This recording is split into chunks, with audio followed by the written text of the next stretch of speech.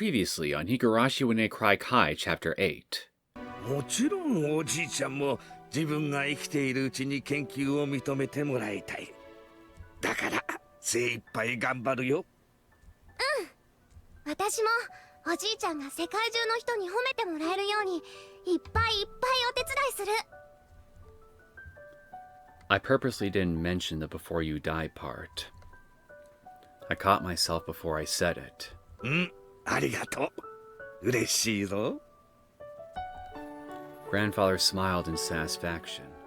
I wanted to continue it. I wanted to continue his research. Grandfather taught me. Resurrection isn't something that happens physically. It's when your life's work is appreciated. That's what he meant by resurrection. That's when he'll become a god. So when my grandfather dies, he'll still be with me forever. I wouldn't have to be alone ever again. I will always be with my grandpa. Our works will gain recognition, and we will both become gods, gaining eternal peace. お父さん、手術できっと良くなるよね。お父さんきっと元気になれるよね。なれるよね。よく聞きなさい。お父さんはダメかもしれない。もしもお父さんが死んでも。嫌だお父さんは元気になるよ。お医者様がちゃんと手術してくれるもん。だから死んだりなんかしないんだよ。もしもな、お父さんが死んだら高野先生を頼りなさい。高野ひふみ先生だよ。言ってみなさい。高野ひふみ。そうだ、高野ひふみ先生だよ。高野先生はお父さんの恩師なんだ。きっとお前を助け。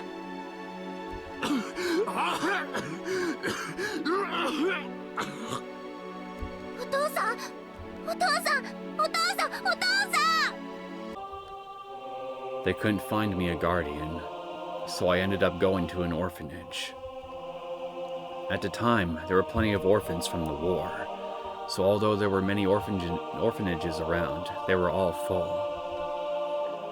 There were also some orphanages run by civilians. I was sent to one of those civilian orphanages. There was no profit to be had in taking in an orphan in the first place. So I thought those civilians who were running orphanages must have been very good people. I was sure they hoped that the children would grow in this loving environment and enter into society with a sense of gratitude. But reality isn't so kind. It was too late. My face had hit the gravel. I felt the awful sensation of falling. Immediately after, the roar of the beast coming from behind me.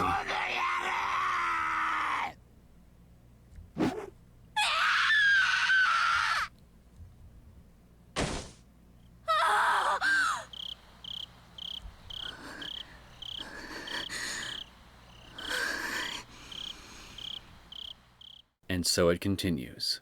Greetings, my name is Neosekken, and welcome back to my Let's Play of Higurashi when they cry Kai, Chapter 8. I'm just sitting here, still wondering how exactly Miyoko was able to get adopted by Dr. Hifumi Takano, like we saw at the very beginning of the last episode. Because, well, she immediately went straight to that very troublesome orphanage after her parents died. And, well, no one really bothered, it would seem, to try to contact Hifumi for Miyoko after her parents died, even though she told them that her father told her to get in contact with Dr. Hifumi Takano. Because I mean, because I'm thinking, if her parents had any friends or anything like that, I'm sure they would have at least probably made some kind of effort to try and get in touch with the guy, right? Otherwise, she probably wouldn't have wound up straight in the orphanage like she did. Especially not for what appears to me, at least, to be a considerable period of time. I don't know if I'm at least a few weeks. Probably a lot longer than that. But I don't know. I'm sure maybe a miracle will occur that will somehow make that arrangement happen somehow. I'm willing to bet money on it. One way to find out. はい、バンケットより後方。スピーチあと一人で乾杯に入ります。準備できてるね。So, what hotel are we at? 後方 OK です。内部全然聞こえないんで、スピーチが終わるタイミングでコールをお願いします。いいかい。各宅にビールは10本ずつだよ。ちゃんと自分の縄張りにスムーズに運んでね。Young hotel workers dressed smartly in bow ties pulled bottle after bottle out of the beer cases, preparing for the toast. They waited for their cue to serve the drinks while listening through the intercom. At a normal party, they could put bottles of beer on the table ahead of time, but if there was a lecture before the party, then they couldn't. Guests don't mind sushi going dry due to a long speech, but they don't like seeing their tables get wet with condensation from the bottles of beer. And more than anything, they certainly don't want to drink warm beer. That's why beer has to be served right before a toast. However, there's always a speech before a toast, and usually a long one. Poor you get to drink warm beer. Sad day. Especially at a big party like this. There are lots of guests that give speeches, so it's extremely difficult to know when to serve. For that reason, the bottles end up sitting outside by the banquet room, and people end up drinking warm beer anyway. There were several dozen tables with white tablecloths on them in the banquet room. Approximately 8 people were sitting at each table, so there were at least a few hundred people in the room. The banquet room was filled with excitement.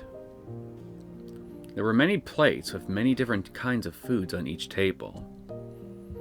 A sushi platter, a sashimi platter, a fruit platter. Also along the wall, there were cooks ready to serve fresh sashimi. All the guests appeared to be well-mannered gentlemen, and were clearly notable people in various different fields.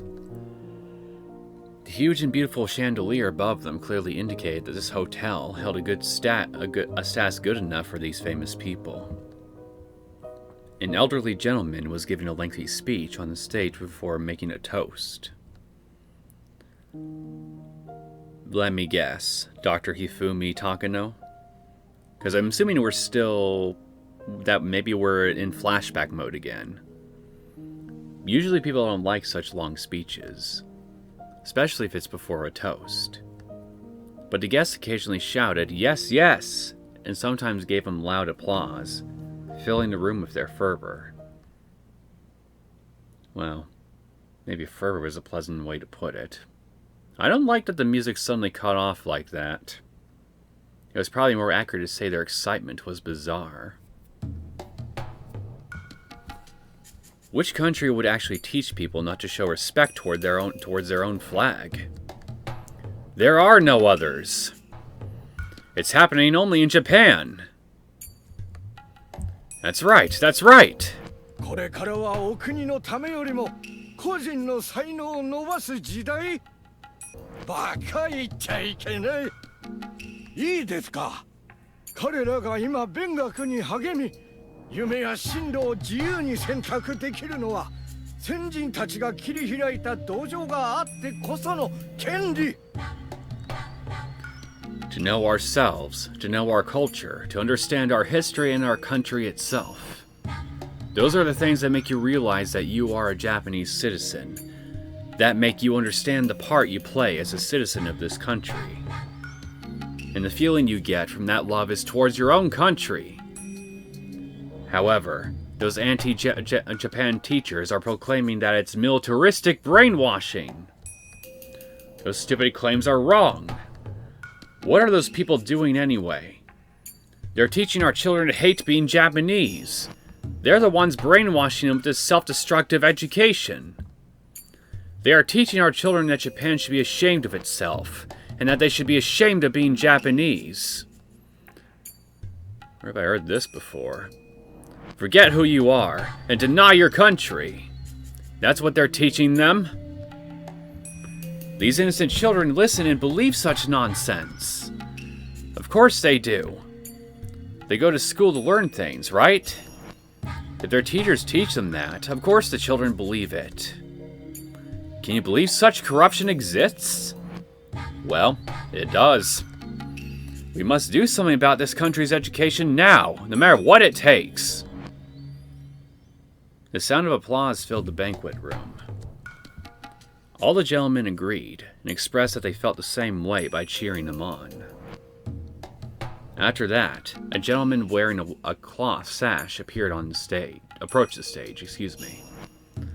The hall welcomed him onto the stage with another round of thunderous applause.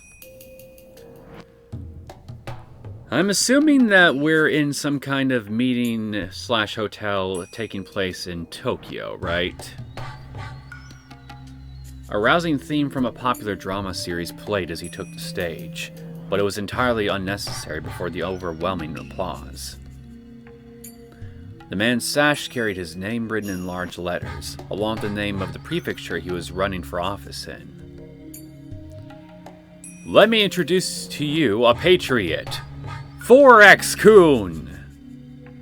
This man has served the former governor as his right-hand man as director of the office for the governor for many years, supporting the prefecture's government for a long time. Since the previous governor has decided to retire, he was appointed as the next governor. Unfortunately, we have those anti-Japan teachers in our prefecture. While they proclaim freedom of education and freedom of thought, they're shamelessly forcing an anti-Japan education down on our children. They don't teach real history. They teach our children that everything was Japan's fault. They don't even mention the true purpose of the Great East Asia Co-Prosperity Sphere. Never even heard of that thing before. Something to look up later. Or all those who fought to save Asians from Western control. Asian peoples. They don't even talk about how many Asian countries were actually Western colonies before Japan stood up to our freedom during the war. Our country has recovered amazingly since then, yet our children don't know any of that because those teachers don't teach them. How truly, truly sad. I can't stand the fact that those anti-Japan teachers are actually teaching our children alongside those teachers who take teaching seriously. They are insulting our educational institutions. I will become a governor and get rid of those teachers. I will straighten out our education system and make sure our children grow up to be decent young people who carry on Japan's future. He, 4X-kun, announces his candidacy for the next year's prefectural governorship. We appreciate your support for him. I promise. I will straighten out Japan's education system. Thank you for your support. Again, the banquet room filled with applause. The man was receiving a standing ovation. I need to explain a bit about this banquet before you misunderstand. Was it a misunderstand? Clearly it's a nationalist banquet. It wasn't the conference of a political association, or by a lecture by a political candidate. Then why were they called politicians? It was hard to believe, but this was nothing more than a meeting of a college's alumni association. Everyone should be familiar with what those are. Does everyone include me? Because I'm not familiar with what those are. Whether it's elementary school, junior high school, or college, Once you graduate from one of those, you normally belong to an organization of alumni. Oh, okay. Those things. You receive invitations for reunions where you enjoy talking about the good old days. However, there are many different types of such organizations. Public and private sectors, right? Some are simple and some are united with much tighter bonds. And once an organization becomes united with those tight bonds, it's no longer a simple organization of alumni. Rather, it becomes a significant faction, known as an alma mater clique. In Japanese society, it's traditional for graduates to form tighter bonds that go beyond the level of an organization. Also, the more superior the alma mater, the stronger that tendency holds true. The Imperial University, one of the best universities in the country, is famous for the deep bonds its graduates form. Why do superior people like to bond? It may be because they take pride in being superior, but more than that, maintaining connections is the most significant reason. All Imperial University graduates are elites in their respective fields. They are likely to succeed and become important people. When they do, the unity of their alumni association gains immeasurable meaning. In fact, even today, the Imperial University graduates maintain their tight academic clique, and they hold a great influence throughout many different fields. They interact with other universities as well, so the graduates' bonds are extremely tight, even today. Additionally, while Imperial University usually refers to the University of Tokyo, knew it was in Tokyo, sometimes it's used to mean all 7 major universities in Japan. They are located in Tokyo, Kyoto, Tohoku, Kyushu, Hokkaido, Osaka, and Nagoya. They are all great schools. There happens to be an organization of alumni that includes all of those 7 universities. The elderly gentlemen in this banquet room were each from one of those organizations. However, not every graduate would get an invitation here automatically. They gotta fulfill a certain nationalist criteria, right? It's a society of selected gentlemen, and in order to become a member, one must first fulfill several conditions, such as recommendation from an existing member, invite only, contribution to the society, possession of status, and so forth. Therefore, all the members are important people from different fields, and obviously the power of this organization is of a political nature. But there's one more very important criterion one has to meet to join. Strong patriotism. A heart that longs to contribute to Japan in its rebirth. As a result, this organization has become extremely nationalistic. Up on the stage, the candidate for the prefectural governorship was still talking passionately. And among those elderly gentlemen in the crowd, Takano can be found. Takano seemed used to this kind of conference, and seemed unsurprised at anything that was said. But at the same time, she looked rather fed up with it. As she was in attendance, she must have been one of their members, which meant she possessed not only an extremely excellent academic background, but that the older gentleman here had acknowledged her equivalent contributions to society, and that she possessed strong patriotism. However, her academic background was the only qualification she had met to join. She was only able to join as a special case because of her connections. And what connections are those? She didn't even hold prejudiced ideas like the other members did. Nationalism is prejudice? News to me. So why was she here today? Probably because of the same reason as the man giving a speech on the stage. The man on the stage didn't actually have prejudiced ideas, much like Takano. He only prepared a speech that he knew the guests would like. politicians only want votes. Each and every person has a vote, but appealing to each one of them takes too long.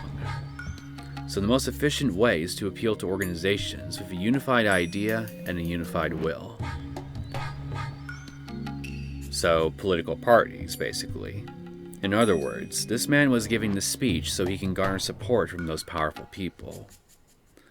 The elderly gentlemen in the banquet room will then do their best to support him, since he appears to share their ideals. They can offer many different kinds of expediency, support, and assistance. To an outrageous degree, I might add. If today's events continued in the same way, the organization would likely decide to officially support him. They will probably give him a great deal of financial aid. They'll assist him in different ways as well. Of course, the man on the stage won't be the only one getting something.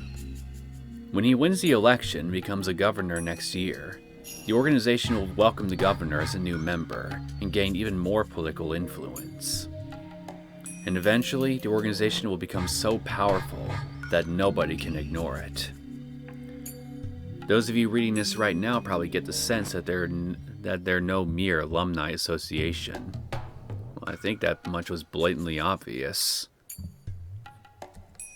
You'd be absolutely right. After reaching this level, they were a fine syndicate. No, they would be a secret society if the group wasn't so open about its activities. Now, I'm sure some of you readers are brushing this off, thinking there's no way such a suspicious organization could exist in Japan. They could exist anywhere on the globe. When people people who've got money, power, influence, or whatever get together, they all share an ideals. Well, societies can form around them. That's just human nature, really. But everything I've explained is entirely true. There are several of such influential groups and organizations within our society, and you need to understand that they hold political clout and influence our national policies. Some are alma mater cliques, like the one I've described above. Others are scientific societies, serving different parties, industrial groups, advisory committees, religious organizations, community service groups, and so forth. Also, there are right wings and left wings, the hawk and the dove. I won't go listing their specific names here. Yet you've probably read them every now and then in your average newspaper. In Japan, the terms for such forces aren't very common. Most of you readers probably think of a suspicious organization wearing white hoods when you hear the phrase secret society and laugh it off. I was just thinking more so men in business suits. But unfortunately, that's a huge mistake. In America, there's far more territory and citizens. Where there's far more territory and citizens, there's way more groups like that. And they possess such vast influence that ignoring them is impossible. So the terms they use for such forces doesn't apply to those on the scale of this syndicate. Sometimes, people say that such groups have more power than the White House, and they're referred to as the shadow government. Or as what's being commonly referred to these days, the deep state. Even here in Japan, we had a shadow government before the war, our Zaibatsu. After we lost the war, the GHQ dismantled those blocks, but 40 years have passed since then. There's no guarantee our country hasn't given birth to another shadow government, given how good we are at collusion, groundwork, and backroom deals. Miyoko was, in fact, attending a conference of such a shadow government.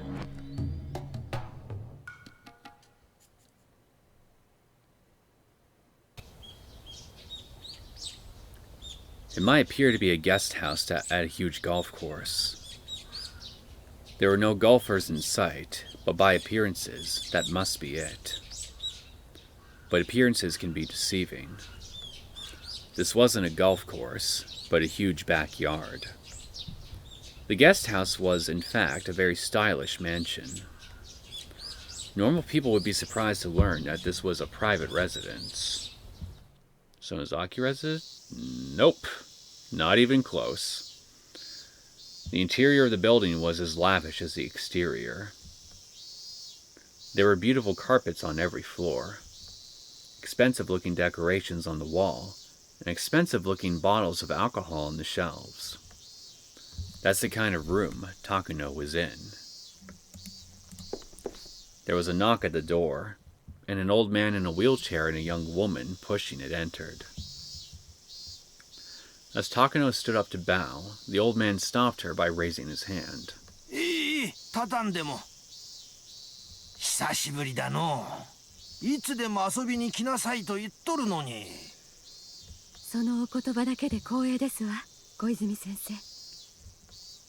The old man sat down on the sofa with assistance from the woman.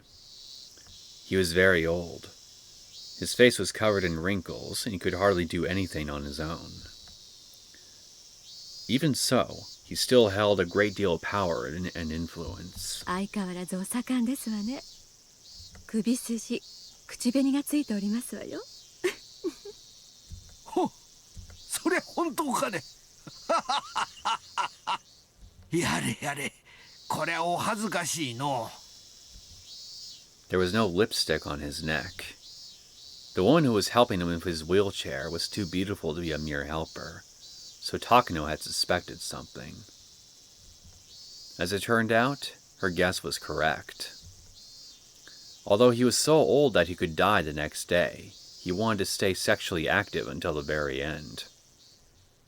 Well, I mean, hey, that's entirely his prerogative. Even the Grim Reaper would think that's just absurd. Hey! Sex ain't absurd. When you're horny, you're horny. It doesn't matter how old you are. ミオちゃんもいつの間にかすっかり美人さんに成長したの。いつまでも小さいと思っとったらいつの間にの。ご冗談を。本当にそう思われていたら、私のお尻を撫でようなんてなさいませんわ。おい先短い年寄りに触らせても減るもんではないに。Her dignity? 私よりももっと柔らかいお尻を散々撫でておいでのくせに。So, are you indirectly admitting to having a hard ass, Takuno? I'll take that laugh as a yes. Takuno and the old man enjoyed a tasteless conversation. They had clearly known each other a long time, and were very close. The young woman came back in to serve tea. After she left, the old man started to speak. しかし、ミオちゃんは本当に立派な子だの。高野くんもこれほど立派に育ってくれて、きっとあの世で鼻高々だろうな。そうであればいいのですが、祖父の偉業には私など足元にも及びません。高野くんもいろいろと運がなかった。時代にも恵まれんかった。もし何もない時代に研究をしておったなら、あんたに引き継がせることもなく見事研究を完成させておっただろうの。ですが、そういう時代だったからこそ、皮肉にも祖父はひなみ沢症候群の存在に気づくことができました。The world today is in the nuclear era. With America and the Soviet Union glaring at each other over mounds of nuclear stockpiles, it takes nukes to have authority as a major power. Yet we forever abandoned our nukes thanks to our 3 anti-nuclear principles. In this age, we are now a nation without nukes. How deplorable. In the middle of the 20th century, despite rising tensions between East and West, there was a temporary peace known as the Cold War, brought by a balance of nuclear weapons pointed at one another. Permanent memberships in the United Nations were monopolized by nations with nuclear arms. They secured their predominance with nuclear weapons, bound the world with nuclear non-proliferation treaties, eternally banning non-nuclear nations from the world stage. For Japan to become a nation that can compete with the world, it must develop nuclear arms, or something as powerful. That's what some people believed, at least. Well, you can always build a Metal Gear. Realistically, Japan will never arm itself with nuclear weapons. I know. The citizens wouldn't accept it. Even if the government ignored their opinions and armed itself with nuclear weapons, it wouldn't work. By abandoning nuclear weaponry, Japan gained the deterrent power of the United States. Though some people thought the only way for Japan to become equal to the United States would be to get nuclear arms of their own. But realistically, that was impossible. Even if Japan armed itself with nuclear weapons, that wouldn't automatically let Japan join the great powers.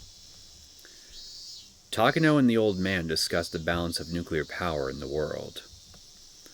Eventually, the sound of the cuckoo clock reminded them to return to the main subject at hand. The old man pointed to the attaché case that had been sitting next to Takano. Takano nodded once, opened it up, and removed the contents. There were brand new bills packed in it. Was this payday for you? How much was actually in there? A bundle of brand new $1 million yen bills is 1 centimeter, so there must have been at least enough to make up 8 digits. There were also 2 more attached cases by her side. However, neither Takano nor the old man were surprised at all. Takano closed the attached case and bowed, excuse me. 先生。このご恩は忘れません。金は人生の長い若者が持つべきだの。年寄りがあの世まで持っていくもんじゃない。金はあるだけものを言うが、現金はさらにものを言う。大事に使いなさい。Well, worst case scenario, it will end up being used to genocide an entire rural village of 2,000 people. もちろんですわ。祖父の夢を実現するためだけに使います。I do wonder, though, would your grandfather actually approve of what you're planning to do to Hinamizawa? 高野くんが羨ましいの。I mean, first impressions are anything. He doesn't really strike me as the kind of guy here who would form a grudge that is strong enough to want to see an entire village dead, you know? 良いお孫さんを持たれた。きっとあの世であんたを自慢しているだろうの。I wonder if he'd still be bragging up there. You know, after Hinamizawa gets genocided.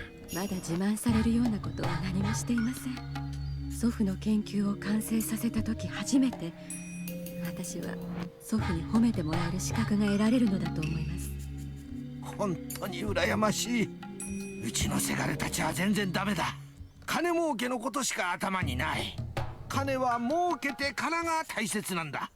その儲けた金でお国のために何を貢献できるかが大切なんだ。それこそが今日まで自分を育んでくれたお国へのご恩返しっちゅうもんなんだがの。あら、たくさんの恋人たちに気前よくおごるのもお国へのご恩返しなんですの。Well, hey, love is a good thing to spread around. もちろんだとも。あいつらが買い物をすれば金は巡ってお国に戻る。Technically, the business makes money. 金は天下の回り物だ。However, those lovers would probably end up buying some foreign goods. Things probably don't work quite the way this old man thinks they do. Takano chuckled to herself. だが、女どもにばらまく金とミオちゃんに託す金は意味が全く違う。存じております。ミオちゃんは今日までよく頑張ってきた。礼を尽くし、大勢の人たちの信用と支持を取り付けた。今だから話すが、春山くんも望月くんも最初は君のことを若すぎると批判的だったんだがね。だかから私もミオちゃんのその努力を認めてその金を託すんだ。はい。そしてな、その金を私が託す。私がミオちゃんを高野くんの研究の正式な後継者だと認めたということなんだ。ありがとうございます。私ごとき若輩に委ねてくださったことに深く感謝いたします。いやいや、これは高野くんと君の研究だ。彼もミオちゃん以外が引き継ぐことを望まなかっただろうの。だからミオちゃんがここまで上り詰めたおかげで他の年寄りたちをより説得しやすかったわけだ。And yet, later on, Irie takes over this research, so I can't help but wonder if this is originally, if this field of study relating to Hinamizawa syndrome was originally Takano's, then why was she effectively usurped from it here and having the role of head researcher given to Irie? 祖父の完成できなかった研究を私が完成させることだけが私ができる祖父への唯一の恩返しですから、そのために求められる努力ならばいといません。Takano smiled as she remembered everything she had to go through to get to this point. It went without saying, but the old men around Takano saw her as someone from their grandchildren's generation, or maybe even younger. Just how much trouble did Takano have to endure in order to gain the trust of those with such a large generation gap? It was hard to describe to those who couldn't even imagine her trouble. But Takano earned it. She gathered allies, drove away enemies, garnered support, and forced them to recognize her. She spent a long time establishing trust and rising to a status that the old men would welcome. Which was all the more reason this meeting was a reward for her many days of hardship. Now she officially had a powerful influence backing her. She could spread her wings and see the completion of her grandfather's unfinished research.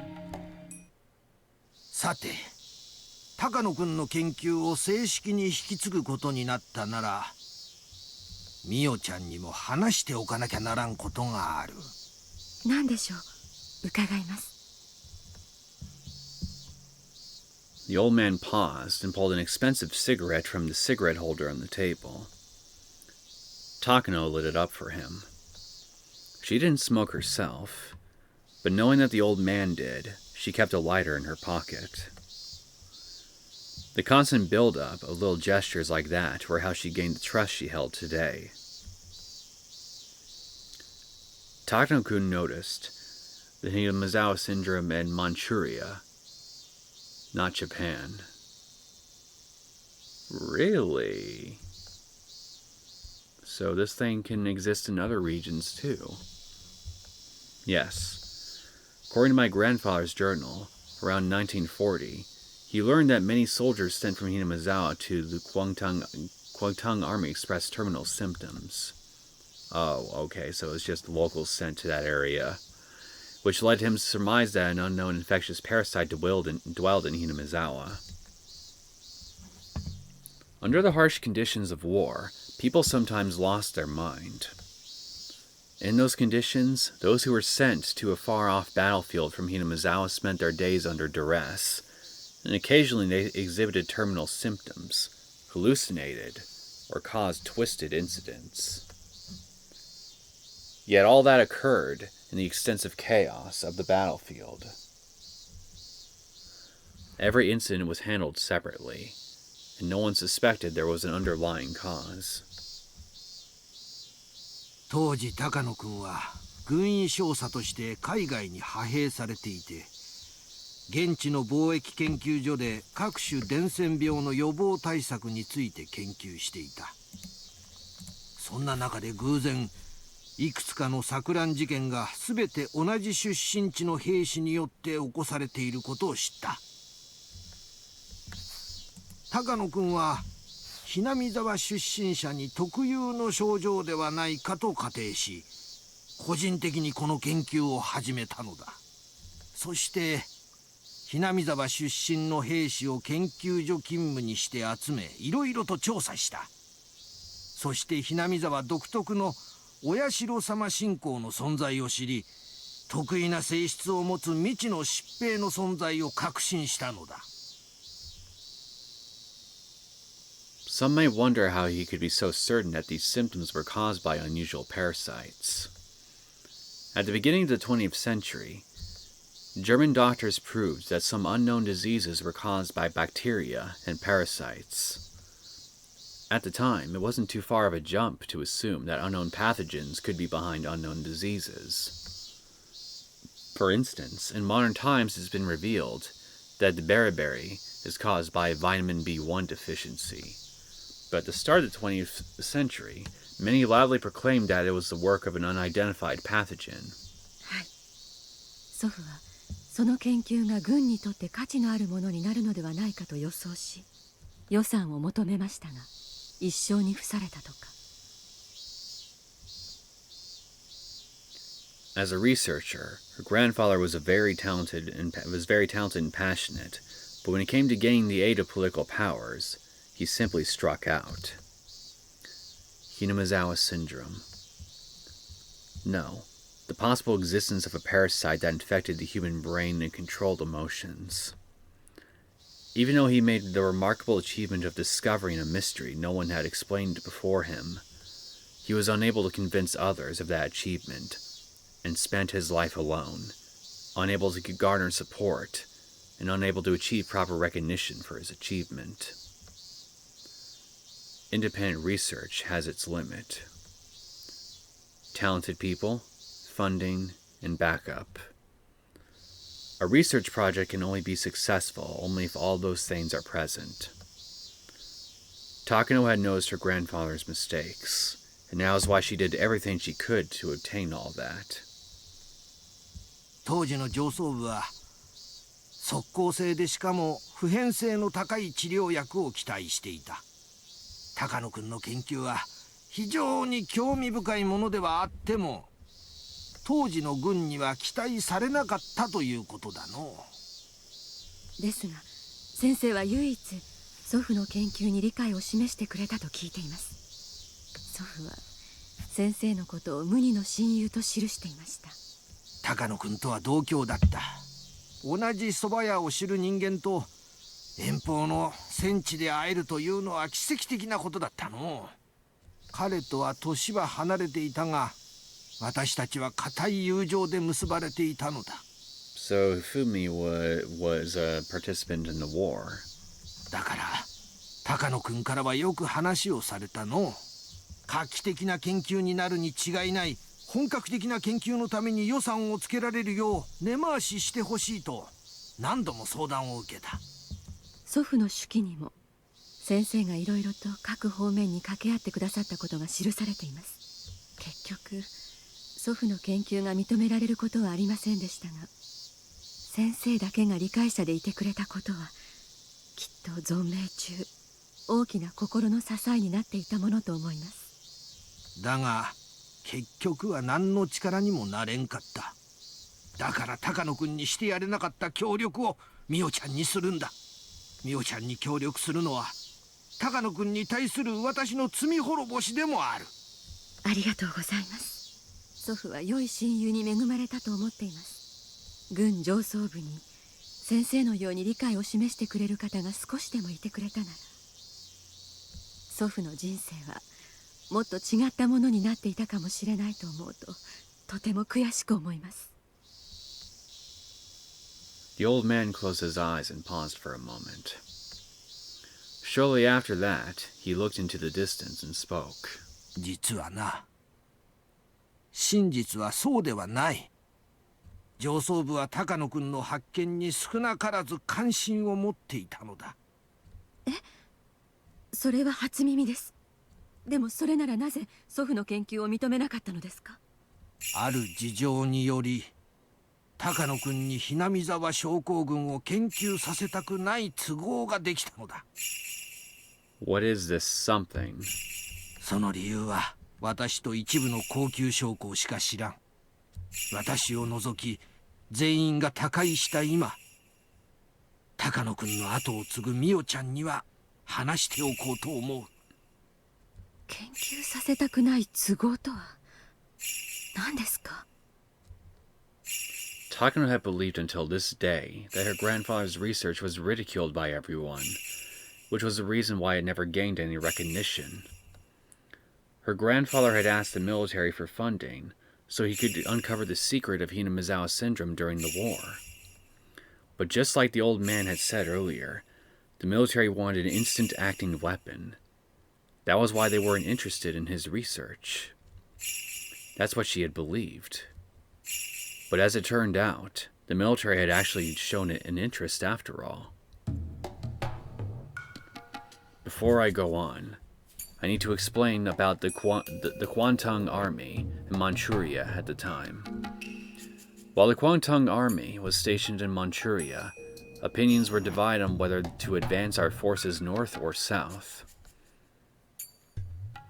At the time, Japan had troops in Manchuria, but opinions were divided on advancing troops north to deter the Soviet Union, or advancing south to expand our territory and secure resources.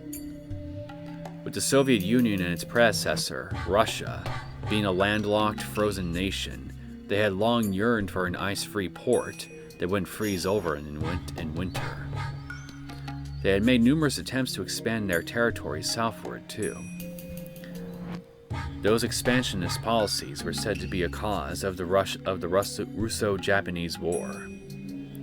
In history books, it's said that Japan won the Russo-Japanese War, but it was actually a draw, ending in peace signed at the Treaty of Portsmouth. Both sides had simply set aside their spears after mutually exhausting their forces. It wasn't like Russia capitulated and offered a complete surrender. As a result, the perception of the Russian threat continued to smolder. Later, the Russian Empire was overthrown by a revolution, but Japan was unable to shake the threat that the new Soviet Union would advance south. According to the history books, Japan went south. They signed the Soviet-Japanese Neutrality Pact and abandoned the northern advance. As a result, when the Great Patriotic War began, the Soviet Union was able to respond to pressure on their German front by pouring in their eastern forces. Though the Germans had managed to lay siege to Moscow, the Soviets launched a massive counteroffensive that reversed the tides of war. Even with the Soviet-Japanese Neutrality Pact, the Soviets couldn't tell if Japan would attack them at this point. Because of that threat, the Soviets had to leave some forces in the Far East, and they weren't able to devote enough troops to the German front. For starters, the Soviets had forged the Germany-Soviet Non-Aggression Pact too. Yet Germany broke the treaty and attacked the Soviet Union. To make matters worse, Japan and Germany had forged a military alliance. With all those factors in play, the Soviets naturally couldn't trust Japan to uphold their neutrality pact. Ironically, the Soviet Union was the one who broke the pact, but I won't go into that now. Exactly. Hitler signed the Tripartite Pact because he expected Japan to keep the Soviets' other front in check. But ultimately Japan abandoned the north. With the superior German offensive, many supported the idea of waiting and watching it play out. They believed that even if we did advance north, it would be after Germany conquered Moscow. However, that plan was exposed to Sorge, and the Soviets transferred their heavy tanks from their Far East border to the German front. That secured Germany's defeat at Moscow, and the Germans began seeing a string of defeats, starting with the Battle of Kursk. It was a turning point in history, huh? During the Cold War, the Soviet Union was recognized as a global power. But at least in 1940, the Kwantung Army didn't think it was a particular threat. Japan had earned a victory with the Russo-Japanese War, and they took the new Soviet Union government lightly, assuming it wouldn't be stable after overthrowing the Russian Empire. That underestimation was corrected after the Nomonhan incident in 1941. I've heard of that incident before, but I don't know anything about it. After several fierce short-term battles with the Soviet Union's advanced mechanized corps that led to the great losses, the Kuomintang army realized they shouldn't fight the Soviets, and that inclined Japan towards the Soviet-Japanese Neutrality Pact. But at the very least, up until the Nomonhan incident, the Kuomintang army was strongly conscious of the Soviets and divided on advancing north or south. Thanks to that, there were also voices advising caution, suggesting we avoid all-out war with China in order to shore up our forces against the Soviets. But the Sino-Japanese War broke out after the Marco Polo Bridge incident, right? July 1937. The Japanese and Chinese armies were staring at each other across the Lugao Bridge in Beijing. It was the middle of the night on July 7th. The Chinese army fired on the Japanese army in training, and they engaged in combat. This triggered the long Sino-Japanese War. Yes, according to historical records, that incident triggered the Sino-Japanese War, but with opinions divided over advancing north or south, the army was equally divided over a full-scale confrontation with China.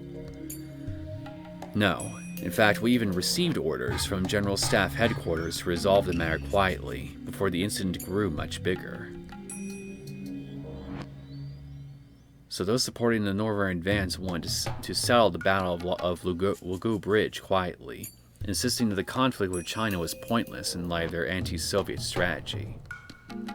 However, those on the mainland supporting the Southern Advance used this incident as cause to dispatch more troops to China. They enacted hard policies against China, and thus the Marco Polo Bridge incident became the trigger for Japan and China to enter all-out war. After that, and their bitter struggles in the Nomonhan incident, Japan greatly revised their Soviet strategy. They signed the Soviet-Japanese Neutrality Pact and secured the route for their southern advance. The Sino-Japanese War got worse and worse.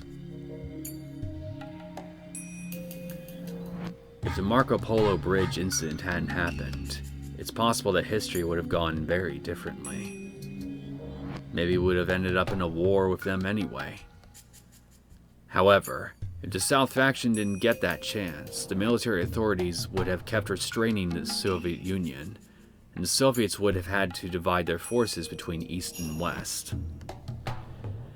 And maybe Germany could have invaded Moscow.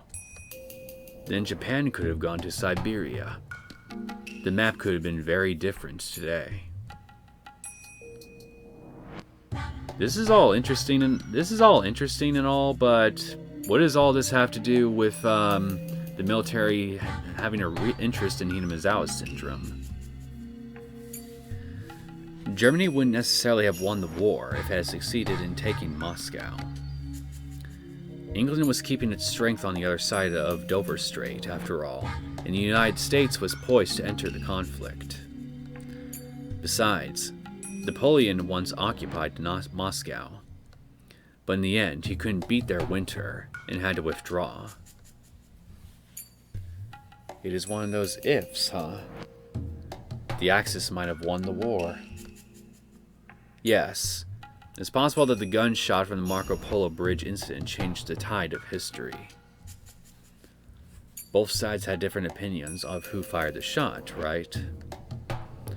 According to the Japanese side, a Chinese soldier fired a shot at a Japanese soldier who got too close to the Chinese camp. However, the Chinese side claimed the shot was a conspiracy invented by the Japanese military.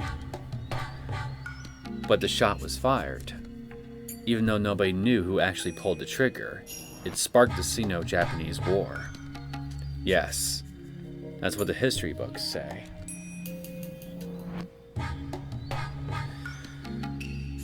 But Kozumi-sensei, What does that have to do with my grandfather? Exactly what I want to know. In the Marco Polo Bridge incident, a shot was fired at a unit that was training in the middle of the night. Everyone was summoned for a roll call. They were missing one soldier. This soldier came back later, and it was said that he was sent as a messenger and got too close to the Chinese camp. By the way, did you know that soldier was from Hinamizawa? Let me guess. The soldier went crazy, and the theory goes that this crazy soldier was the one who ended up firing the shot that started the Sino-Japanese War, right? Eh? Really? When Takano-kun was talking about Hinamizawa syndrome, he said that soldiers from Hinamizawa could suddenly fall into a deranged state. And we realized that the soldier from the Marco Polo Bridge incident was in fact from Hinamizawa. Then what about the first shot fired? I don't know the truth, but I think it's possible that a soldier within the terminal stage of Hinamizawa syndrome fired the shot. That soldier was killed in the incident. Since there was no record of it, nobody knows exactly how he died. The Japanese side claimed that the Chinese army had fired at them and negotiated with that in mind. Just a scant few days after the incident, Japan demanded an apology from the Chinese, and as a show of force dispatched 3 divisions of reinforcements. The Chinese side was, of course, opposed to that. The situation escalated at once. If research into Hinamizawa syndrome continued, the higher-ups thought it would negatively influence the Japanese army's claims. So, in order to avoid the risk of traversing that political gray zone, they rejected Takano-kun's research. そのため、この時代になってもなお、祖父の研究が顧みられることがなかったと。そうだ。The war is over now, but there are still some conflicts there regarding historical recognition. 高野君にその気はなくとも、南沢症候群の研究が公になれば、社会的な影響が強すぎて、一般大衆に不要の混乱と疑念を与えることにもなりかねない。そう危惧した重鎮たちが、今日に至るまで高野君の研究を黙殺するよう根回しをしておったのは、今だから言える話だ。私も高野君に協力しないよう長く釘を刺されておった。Takano tried to remain calm, but she couldn't stop herself from grimacing. She had just found out the real reason why her grandfather's research had been ignored. It was because of secret maneuvers by political masterminds. If those masterminds feared it so much, ironically, that meant they acknowledged the importance of his research. Takano was saddened and frustrated to no end by her grandfather's lonely life. だがそういう連中は高いし、もう当時を知る者は私しかおらん。もし今まだ高野君が生きていたなら、私はそれを誤って全面的な協力を申し出るつもりだった。だが彼はもういない。だから私はミオちゃんに謝り、高野君にするはずだった協力を君にしようと思っているのだ。よろしいのですか。私が南沢症候群の研究をすることで蒸し返しになるということはありませんか。もう当時とは時代が違う。それに南沢症候群の研究には単なる風土病では済まされないものが潜んでおる。研究によっては医学の名前がつくあらゆる学会がひっくり返るような大発見になるかもしれん。当時とはもう風向きが変わったということですわね。そうだ。不幸にも高野君は風向きが変わるまで存命することができなかった。だが幸いミオちゃんという後継者に研究を託せた。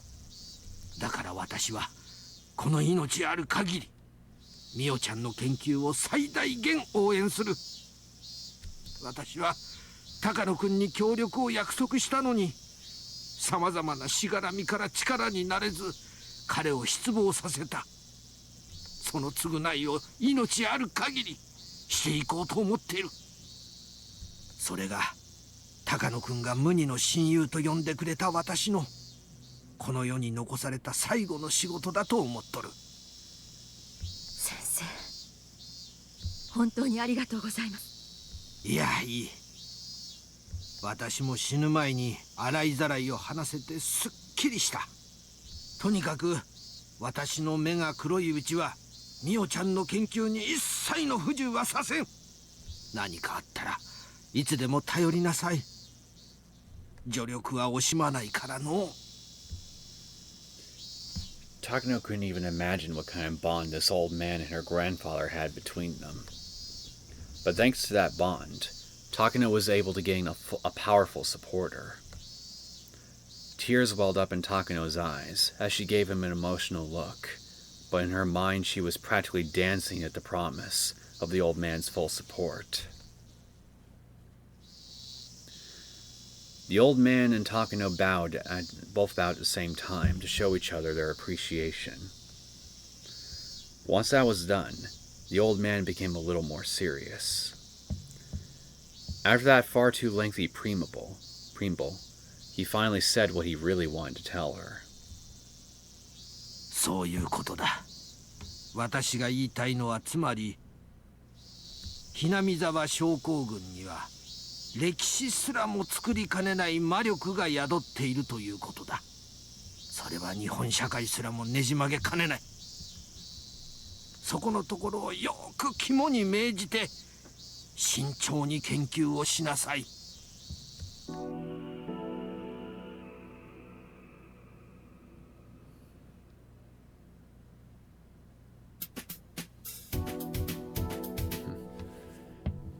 So, I guess there really are some forces then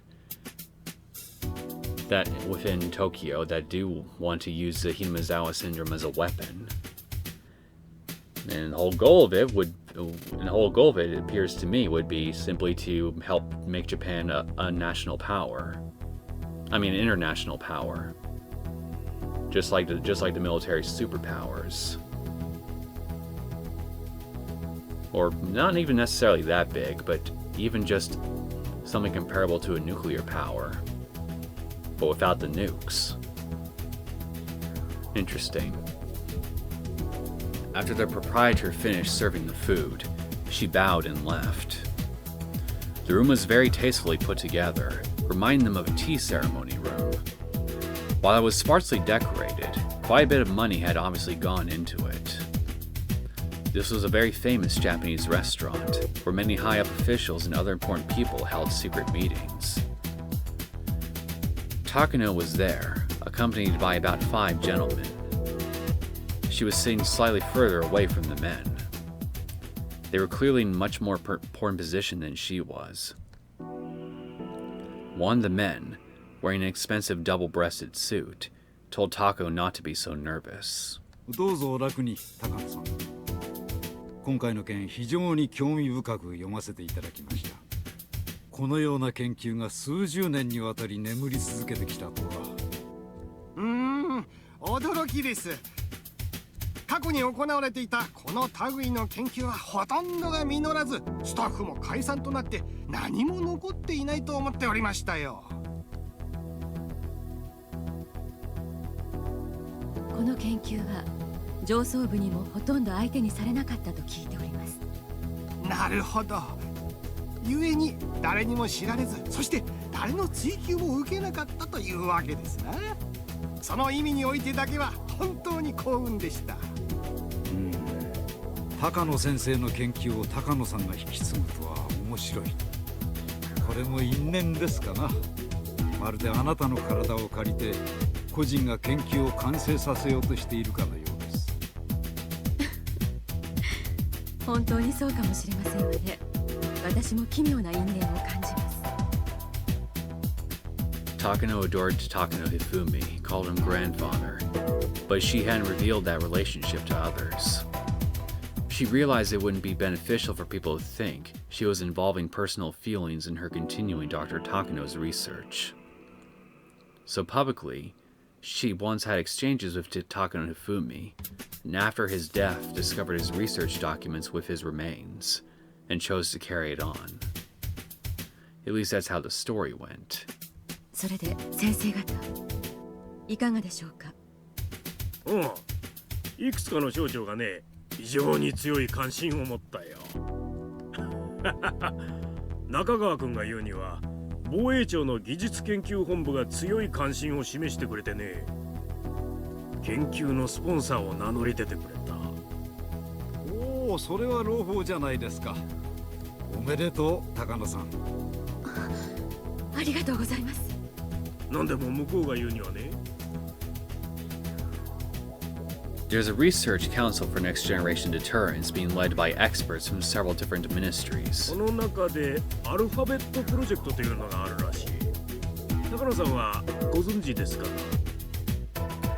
？There was no way she would know about something like that. But it was very possible for these nationalists to research something dangerous without citizens knowing about it. Society forms something like a web made of connections between people. People who hold hands with other people who share the same ideas and end up knitting a net. Of course, some nets are well known, but there are some secret ones too. So there was no way of guessing just how the men at this meeting were connected.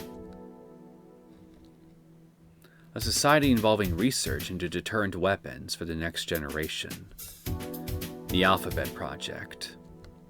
With those words, it was possible to imagine what that might entail. Deterrent weapons. That usually refers to nuclear technology. Weapons are normally used to destroy enemies. However, the general idea of deterrent weapons is very different. The assumption is that they won't actually be used against anyone. Nuclear weapons are largely used as a threat to prevent enemy invasion. Both the US and Soviets possess large stockpiles of nuclear arms, keeping each other in check. But they will never actually use them. Because if they did, there'd be a nuclear war, and both countries would be destroyed. That's nuclear deterrence for you. So they're like a legendary weapon you never draw. Of course, that last resort only works because both sides have nuclear weapons. Mutually assured destruction, yo. If one side lacks them, then they lose all military negotiation power. In other words, nations without nukes are powerless before nuclear-armed states. It can't be true. Japan abandoned nukes and it still functions as a nation today. Or so some people may be thinking, but they're wrong. Japan abandoned nukes, but lies under the nuclear umbrella by aligning itself with America. That means the nation functions thanks to America's nukes. However, that also means we must resign ourselves to forever being a vassal of America. In order for Japan to escape that and become a powerful nation equal to America, it must possess its own deterrence arms and step out of that nuclear umbrella. That society must have been put together by experts who believed in that ideal. Given that, even the name Alphabet Project makes sense. Nuclear weapons are weapons of mass destruction. However, weapons of mass destruction aren't always nuclear. They also include biological weapons and chemical weapons. Atomic, biological, chemical. The initials of these three words make up ABC. That's why weapons of mass destruction are sometimes called ABC weapons. I won't go into weapons of mass destruction that don't belong to those three categories. ABC. Alphabet. In other words, Alphabet Project must be a code for research into weapons of mass destruction.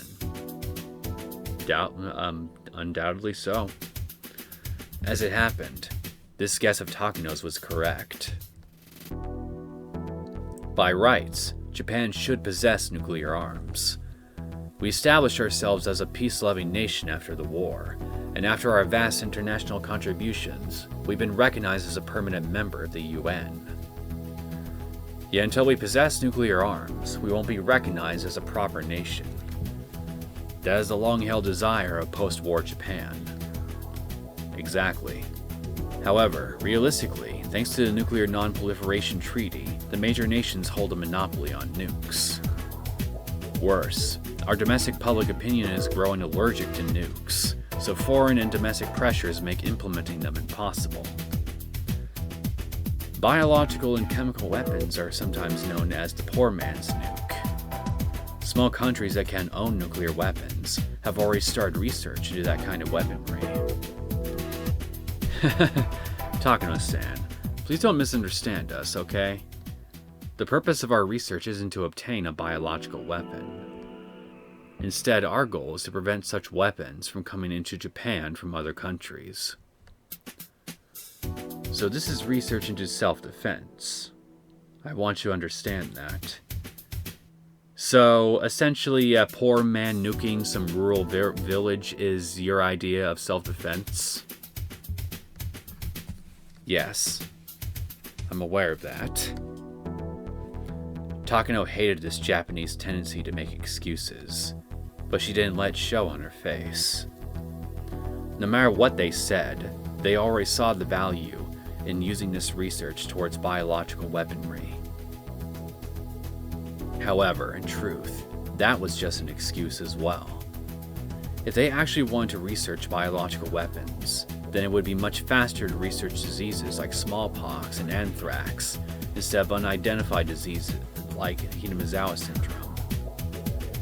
So it wasn't actually correct to say the defense agency was interested in it as a biological weapon. In other words, Takano needed a powerful sponsor who could back her up with funding, personnel, and a facility to conduct her research. So she used her connections and turned to the old men behind the government and the economy, reaching out to each of them and getting them to forcibly pull funding out of the defense agency under the excuse of its application towards biological weaponry. That was the truth. Therefore, her project wasn't officially recognized by the defense agency. To be exact, the people who secretly controlled the defense agency were the ones who knew about it. These masterminds diverted funding from the defense agency to the Alphabet Project. And then they pushed for Takano's research to be a part of it. Takano gets her funding, and the influencers get to drain public funds through kickbacks. Considering that, it was doubtful this project was genuinely about researching the next generation of deterrence arms. It was probably just an excuse for the masterminds to funnel money into their own pockets. That's exactly what I was thinking. Well, those complicated matters don't matter to Takano. Whatever those old men and influencers were planning wasn't her business.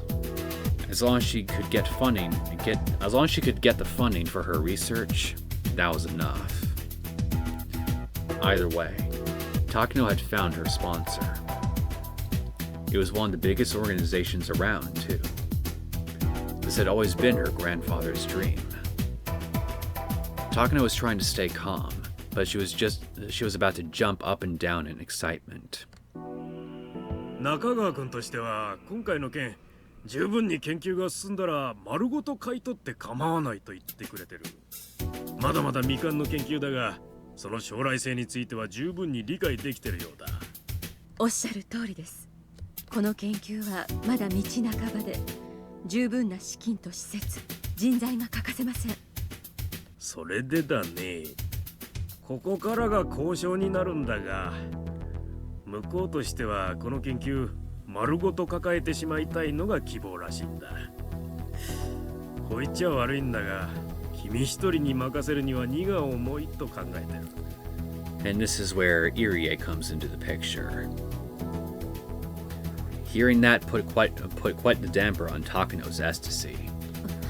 私はお金が欲しくて研究しているのではありません。一人の研究者としての知的探求心からです。私に必要なのはスポンサー、先方が求めるのは成果、そういう関係に期待したかったのです。Takano realized she was talking rather breathlessly, so she tried to calm herself down. Either way, they'd be backing the research. Considering they're hoping for results that merit the budget, they probably feel that Takano is still too young to handle it. 分かってます分かってます。高野さんが今日まで積み上げてきた研究を横からかっさらわれたんじゃ、それはあんまりですからね。そこは私もよく分かってます。もちろん向こうにもそれは伝えました。それで出てきた折衷案がこれです。まずアルファベットプロジェクト内の新規事業として高野さんの研究を立ち上げます。理事会の承認を経れば正式に予算をつけることができますからね。高野さんには客員という形でプロジェクトに参加していただき、研究に携わるという形になります。If she wanted their funding, she'd have to fall under their authority, of course. So far, she had no objections. ただ研究会は今回の研究に予算をつけるにあたり、いくつかの条件を挙げています。一つは先ほど先生が申し上げたこの度の研究に関する分野で優秀な才能を持つ人物に研究筆頭を委ねることです。お言葉を返すようですが、私以上にこの研究に詳しい人物が高野先生を除いて存在するとお思いですか？まあ、そこは高野さん抑えてお気持ちはごもっともです。それではその人物に私が研究を売り渡すのと何も変わらないではありませんか？全く話が違います。落ち着きなさい、高野さん。Those cunning old men didn't miss sight of the faint leak of anger that crossed Takano's expression. They gave evasive laughs, as if remarking how immature she still was, if she let her emotions show over such a little thing. However, they weren't laughing to look down on Takano. On the contrary, they were trying to tell her to wait until the end. もちろんそこはあなたのやりやすいように手を打ちます。小泉先生からあなたをよろしく頼むと念をされているんです。大恩ある小泉先生に託されたあなたをは大丈夫です。ここは一つ私に任せてください。あなたもそして連中も納得するうまい妥結点を用意します。と申しますと、その人物の人選は私が握っているということですよ。Everyone chortled except Takano. After a moment, she joined in. In other words, he meant that he would find just the right person. The defense agency has suggested finding an expert to lead the project because they didn't feel comfortable with just Takano. However, Takano's sponsor was the one tasked to find such a person. In that moment, Takano realized it. How wonderful it is to have such a powerful backer. 万事私に任せてください。あなたがやりやすい候補者をこちらで探します。高野さんはその中から組みやすいと思う相手を選べばいいということです。Takano felt better after hearing that. While she wouldn't be the official head of the project, she would end up leading it from the shadows. Of course, she wasn't an expert per se. Having a partner would actually be beneficial. この件、しばらく先方と私の方で調整します。もちろん、高野さんの満足のいく形で決着できるようにしますので、しばらく朗報を待ってください。はい、お世話になりますが、どうかよろしくお願いいたします。そうだ。防衛庁の話だけじゃないよ。厚生省の永田君も一枚噛んでくれるそうだよ。国立感染症予防研究所の伊藤君を紹介してくれてね。機材や技術についてのバックアップを名乗り出てくれてる。本当ですか？ありがとうございます。もうこれは立派な国家プロジェクトですな。おめでとう高野さん。これも今日までのあなたと、そして高野先生の地道な研究が評価された結果です。いえ、すべて高野先生の努力の成果です。私などまだ何も。謙虚なのは実にいいことです。小泉先生もおっしゃっておられましたが、本当に高野さんはいい方ですな。可愛がられているというのもうなずけます。それでですね、向こうとしては高野さんの身分を防衛庁で預かってしまいたいようです。幸い高野さんは医師免許をお持ちですからね。研究本部の遺憾として身分を保証するようです。公務員になれということですか。これは意外な話ですね。アルファベットプロジェクトに携わる研究機関のほとんどは公的機関です。今回の研究は陸自も強い関心を寄せており、職員を陸自から派遣したいと強く要望してきています。ですので場合によっては身分は陸自の扱いになるかもしれません。まあこの辺は役人の縄張り争いだと思ってください。その役人たちの上に立つには役人の身分が必要になってくると、そういう、もちろんどういう形になろうとも高野さんが買いに思うようなことにはしませんから安心してください。わかりました。そのあたりはお任せいたします。しかし高野先生がかつて軍にこの研究の援助を求めた時には断られたことを思うと、防衛庁が興味を示されたのが意外というか遅いというか複雑な気持ちですね。それは仕方ありますまいな。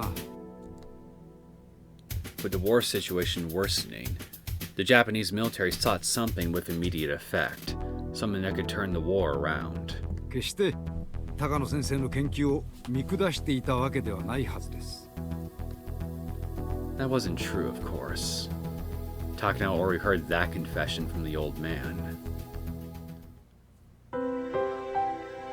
She exhaled.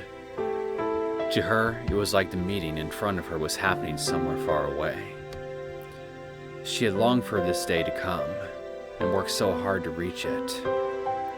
Finally, her grandfather and his research were gaining recognition. This was the day she had dreamed of. So she was frightened, just imagining that it might be an actual dream. True joy can't be felt all at once. Oftentimes, it's a delayed reaction. Takano thought that must be exactly what she was feeling. すると思います。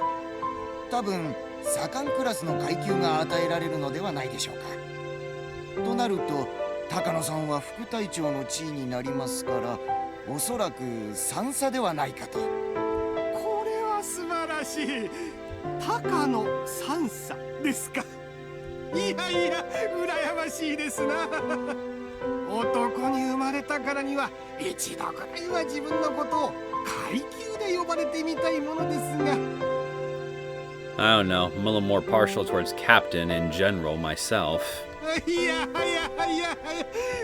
高野3差ですか。3差何ですか。ああ、自衛隊の階級のことで三等陸佐のことです。奇妙でいうところの副部長くらいでしょうね。おそらくその階級がプロジェクト発足時に高野さんに与えられることになるかと思います。昔でいうところの少佐ですよ。そういえば奇遇ですな。高野先生もかつては少佐の階級にあられたそうではありませんか。Funny coincidence. Takano remembered suddenly. They were right. Her grandfather had been a lieutenant commander in the Japanese military. Everything she had done until today was so she could continue her grandfather's research. Now everything had fallen into place. She had even been granted the same rank as her grandfather. She had always believed that succeeding his research would be proof that they had a bond tighter than blood. And now she would even be the same rank as him. This is fate, Takano thought. Maybe Maybe this is even a message from Grandpa? Yes, it must have been a shout of encouragement from heaven. It was proof that she inherited not only his research, but his will as well. Takano couldn't help but feel a sense of destiny for attaining the rank of major. おじいちゃん、私、ようやくここまで来たよ。 Nobody else could hear her say that, but her grandfather in heaven could. That's what Takano believed. She had only come so far. There were still a lot of things to do for this research to be recognized as a great work. Otherwise, her grandfather won't become a god. She wouldn't become one either. You must become a god. That was in her grandfather's will. I was unable to do so. That line preceded it. It was her grandfather's dying wish. Her grandfather entrusted it to her.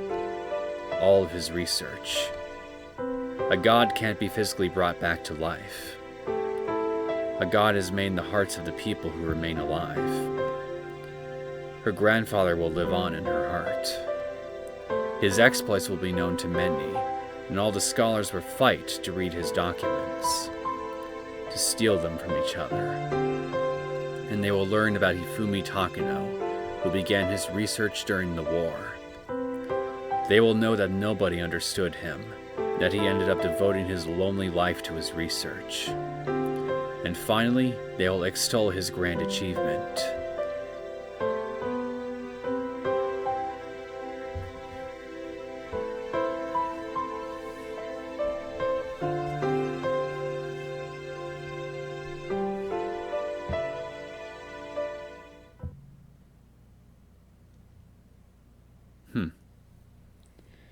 Still no tips, huh?